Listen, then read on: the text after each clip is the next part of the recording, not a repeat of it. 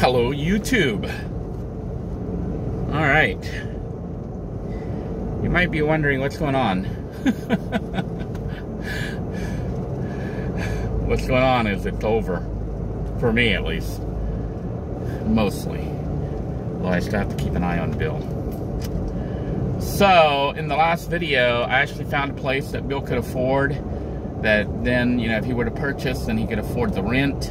And it was beautiful. It had all the furniture, the TVs, and had a ramp already built there. Only some modifications had to be made for the doorways to allow his wheelchair to be able to access it. And I thought it would have been a perfect situation. Bill liked it and wanted it. And then all that remained to be done was to call the lot manager. But before I did that, I got back with Bill's sister to let her know what was going on, the status, and also to check to see if maybe if Bill didn't qualify on his own, if they would be willing to co-sign for him so he can get the place.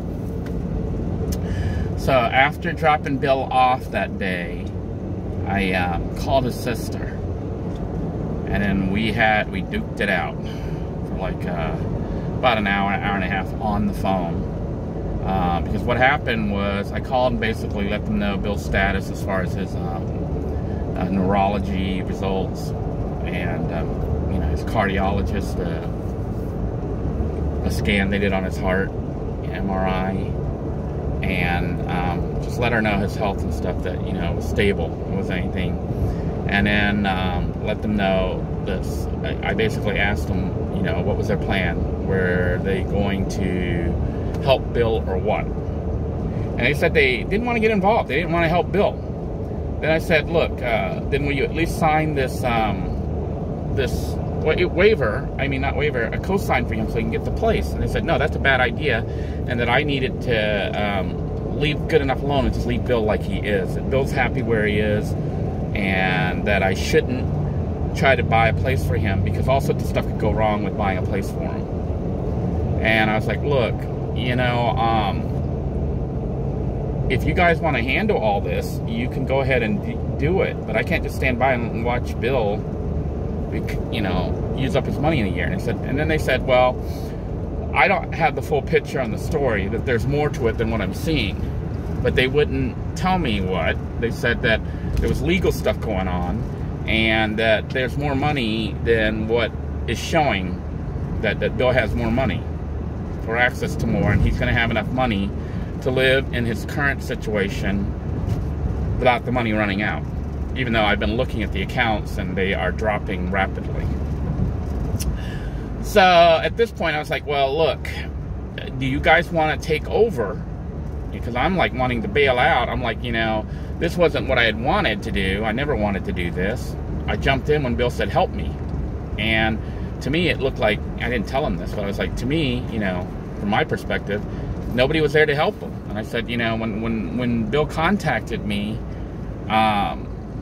he was by himself. You know, nobody was there, and he was in the hospital, and I tried to reach out to his family. Nobody responded. I didn't have her name or number anywhere to be found as a emergency contact or anything, and didn't have any information. That's why all this stuff got set up with the new cardiologist, neurologist, new healthcare provider, new Medicaid, Medicare, all this stuff I had to set up. And they said, well, they've been checking up on Bill. He hasn't been abandoned. I'm like, you've been checking up on Bill? They said, yeah, we check on him to make sure he's all right. I'm like, then how come you didn't know all this stuff when he was hospitalized and you weren't there? They couldn't give me an answer on that. I'm like, look, I'm not even his flesh and blood. I'm some janitor who you know, worked for Bill when I was a kid. And I know more about what's going on with Bill than you do, you know, with his health. And, you know, it's me and my wife that are there taking care of him when he had COVID. My wife bathing him because he didn't have a CNA, because all the stuff that had been set up previously, they all quit. You know, so, but they were trying to tell me they didn't abandon Bill, that Bill's just fine as he is. Okay? And I'm like, well, I'm going to have to check with Bill and see what Bill wants. You know? But then they started saying, well, they got a lawyer in on this, and I'm like, oh. So they're trying to do the lawsuit, okay, trying to basically have me back down. And then I'm like, well, you know, I'm thinking about it. I'm like, you know, I'm in over my head because I don't have the resources, but not only that, these people have money. You know, I heard from Bill when I was asking Bill about his sister. He says the guy she's married to used to be an air traffic controller. You know, they make a lot of money. And they have a nice house in Jacksonville, and they bought a bus. Yeah, it ties in with living in a van. Yeah, they bought a bus, you know, one of those giant size, big ass, huge travel buses, and converted it into like a camper, you know, a house on wheels. So that's what they've been doing, is traveling across the country, and that might explain why they don't want to take Bill in, or, you know. But they were saying that they had helped Bill previously, but then he didn't like it, and he made the situation so he got kicked out. And then, you know, DCF had been called, and elder abuse and all this other stuff by Bill's ex-wife, and it was a mess. And I'm like, I understand all that stuff, but, you know, I'm dealing with the present right now, with Bill about to run out of money. And they said that, no, he wasn't going to run out of money. He has plenty. And that there's other money that I'm not aware of. And I said, so can you show me? Can you tell me? And they said, no, it's none of my business.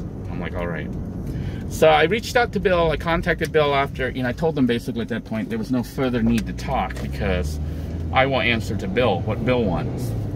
So I contacted Bill to let him know the situation. I was like, Bill, they're telling me to let you stay in your current apartment and that you're fine. Even though, you know, from what I can tell, you're going to run out of money soon. But they're saying you have more money. And that there's actually an attorney. You know, the attorney I had tracked down wasn't answering anything and really wasn't part of the pitch anymore. And from the paperwork, had already quit. You know, it was done. They got paid and they left. But they said there was another attorney involved. And I was like, well, so I don't know, you know, I don't know the full story, or if they're just giving me BS to get me out of the picture, or what's going on. But I told Bill, I was like, look, Bill, at this point right now, she's your sister. So she's your flesh and blood, and, you know, I'm going to have to step back. I can't take her head on. I don't have the funds. They got way more money than me. And if it goes to the point where, you know, lawsuits and stuff are being filed, I'm screwed. You know, I don't have the money to fight them. But also the situation is, I can't help Bill other than what I'm doing. You know, trying to get his money stretched out so it would work. But the family, the sister and the brother-in-law were saying I shouldn't do that. You know, I shouldn't make Bill broke because he has lots of other money and he's fine where he is. So at this point, you know, I told Bill, what do you want? You know, because I wasn't planning on staying here like forever, taking care of Bill. You know, I did that. Wasn't even planning on doing any of this. I ended up kind of pulled into it. So, you know, we're 8 months into it with no end in sight. So then Bill said, well, you know, his sister said that they would help him, so let them help him. And I said, all right, then this is the end of my services. So I contacted the sister. I texted her and said, you know, that they will need to take over for Bill from now on. You know, so I gave them, and they said they were fine with that. And I gave them the information for the, you know, his new doctors, his new neurologists, cardiologists, and regular, you know, doctor, as well as contact information for the home health care girl that, you know, I had hired to take care of Bill, and gave him all the information, how much was paid and what was done, and how they need to monitor his blood pressure and stuff. But so gave him all that, and as far as I'm concerned, that's the end of that. Now I am actually heading out right now to the VA to get some tests done on me for my health situation. But I've got a whole bunch of computers here that I'm going to drop off to Bill, so it may be the last time I see him for a while. And you know, I'm taking old computers because Bill, if you got to recall, he used to run beach computers and sold computers and repaired computers. So, you know, I told him I had old computers. If he wants, you know, I can give it to him. And, you know, he had told me he wants them. So it'll give him something to work on to keep his mind working, you know. So basically kind of like a hobby. So he'll try to fix these computers up and get them running. That'll be, I don't know if he's going to be able to do it, but I'm bringing him several computers, several laptops. Most of them sort of work, but I'll get him to mess with it and get it working, and, you know, make the ones that don't work, hopefully. But that's pretty much the end of it. So, you know, I feel this huge weight lifted off me. Now, I don't know what's going to happen with Bill. You know, the family, the sister and her husband said they will take care of the situation. So they just wanted me to, you know, they said if I wanted to, I could keep driving Bill around and take him to all his appointments, doctor's appointments, and do all that stuff. I'm like, are you kidding me? You know, I'm like, you kidding me, right? I'm not even related to Bill. You know, I only know him from when I worked for him when I was in high school, pretty much, you know. And they're his flesh and blood, and they don't want to have any, you know, they won't do that. And I was like, look, you need to get him care. And, you know, I said, he really needs 7 days of care. And they're like, no, he doesn't. He needs just once a week or what. I'm like, oh, my God, you have not been there to give him a bath. And, you know, he pees on himself every day. Come on. Anyhow, I was really upset with him. But it's over. You know, I have pretty much surrendered because it is his family. And I'm not going to go against his family. And Bill didn't protest, you know, he says that, you know, he's going to have to just trust that they're not lying, that he's not going to run out of money. What they were wanting, they wanted me to make sure I didn't wipe out his bank accounts, and wanted all that money still in there, you know, and I'm a little weary of that, because there's still quite a sum. You know, that's why I was saying he doesn't qualify for a lot of services. But it's only enough to pay for his living expenses for another year and a half. Unless he really does have more money that I'm not aware of. So, you know, the issue will be now, because I'm pulling out, I'm no longer in charge of the CNA and all the other people that I've set up, you know, to take care of Bill. So, you know, I let them know that situation, that they need to pick it up, and I went ahead and gave them the contact for the current person so that they can keep it going, but they haven't answered back. So at this point, you know, it's radio silence. I don't plan on calling them. You know, as far as I'm concerned, it's over. They said they would take care of him, that I should, you know, I should basically back out, butt out. So it's a family issue, and I'm done, you know. How do I feel about it? Well, I'm actually happy. I'm relieved. You know, the pressure's off me. I'm a little worried for Bill. But honestly, with me helping him, I'm still worried about him. And it looked like a perpetual thing that I can't fix. I don't have the full resources to fix it. And it jeopardized my own situation financially. My, you know, I end up in court, and all sorts of nasty, bad stuff. That's the last thing I need. So I cut the line, and today I'll you know, visit Bill and basically wish him luck, and just tell him. Well, I already told him, but I'll remind him if he needs help, he needs to call them.